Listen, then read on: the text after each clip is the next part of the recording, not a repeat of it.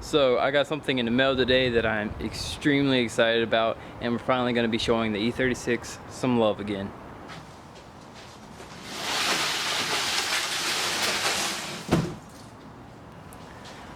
Alright, so there's a bunch of goodies in the box, and I can only show you all one for now, but there's going to be quite a few videos coming from this, and stay tuned for that. But now let's move on. I'll get to opening it and pull out what we're doing today.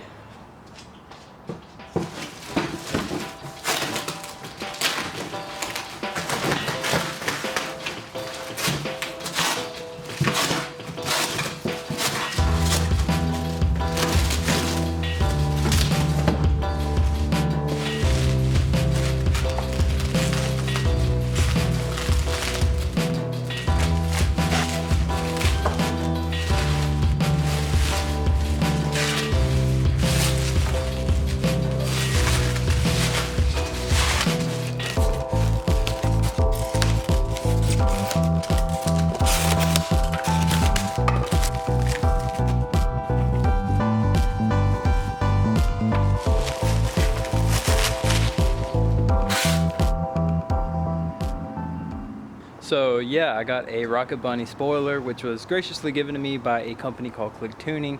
They are a supplier of all sorts of high-end parts, and they're actually really affordable, which you know I like. But they have fender flares, Rocket Bunny spoilers, and even race shifters. So if you're in the market for anything like that, I would definitely recommend them, and I will put a link to their website below. But now we'll move on, and I'll start figuring out how I want to install the spoiler. So I have gone ahead and just thrown the spoiler on the car so we can get a rough idea of what it's going to look like. And people typically will install these with just rivets or something along those lines, which I'm actually going to be trying out something different. I'm going to be using automotive adhesive, which I think will not only be an easier way to install the spoiler, but it'll also give it a nice, simple, clean look, not having any rivets or holes or anything like that. And I also want to show that it's another option to those of you who don't really want to drill holes into your trunk. I know a lot of people don't really want to do that, and it's just a nice alternative. But now I will go ahead and start painting the spoiler.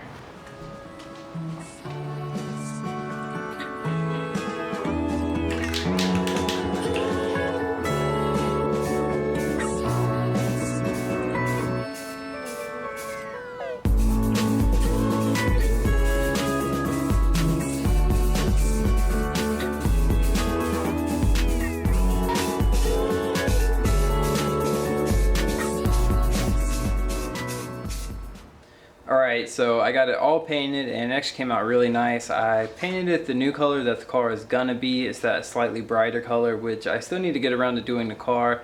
I went ahead and did the trunk too, so it'll match the spoiler, but I'm just ready to throw this thing on. I'm really excited, so we'll move on to that. Now, this is the adhesive that I'm going to be using. It is goop. It's actually automotive adhesive. It's specifically designed for stuff like this, and as you can see, it is a permanent bond. And this stuff is actually made to just obviously attach really securely, but it's also made to be like flexible and waterproof, a bunch of things like that that make it really good for these applications. But now let's go outside and install the spoiler.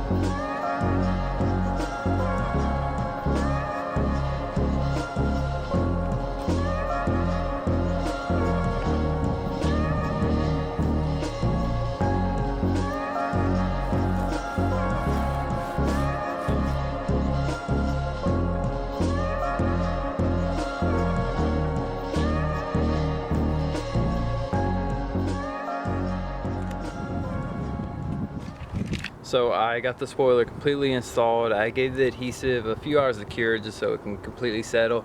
It actually takes around 24 hours, but already the spoiler is completely secured. It's not going to go anywhere. But now I will move the Miata out of the way and we'll take the BMW down the road so we can get a closer look at the spoiler and how everything looks. Also, I noticed that my valve cover actually sparkles in the sun. I don't know if you'll be able to tell it on camera, but it actually looks really cool.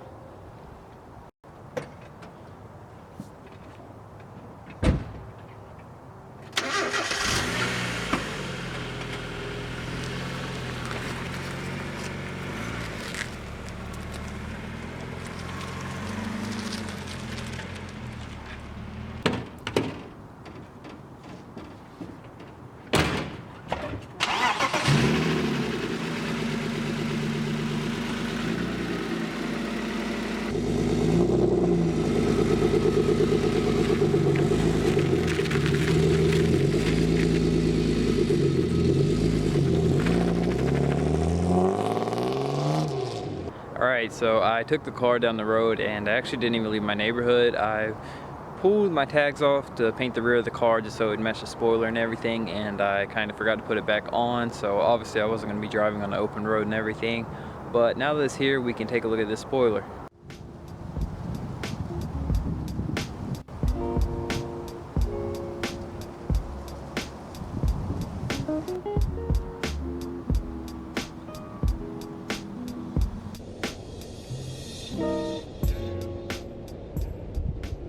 So here it is, and me personally, I think it really helps the look of the car. The four doors kind of slope off at the end, which kind of looks weird to me, but I think the spoiler really helps alleviate some of that, and I definitely like the look of it. And also you can see where I was painting all the new color and then the old color, which there's the difference. So I'm actually really excited about that too, because I think the car will look a lot better with that lighter color. But now we'll get a closer look at the spoiler, which absolutely fit perfect. Looks really good. It fits. It was actually really easy to install. I thought it was going to be real hard getting everything lined up equally on each side, but I literally put the contact adhesive on there, push it, held it for a few seconds, and it stayed, so it was really easy. And it gives it a really clean look. There's no rivets or anything, and it just looks really nice. It's really smooth. But overall, I'm really happy with it. Also, I know a lot of you are wondering how secure this thing is, and I mean, I can try to move it and it's not going to move at all.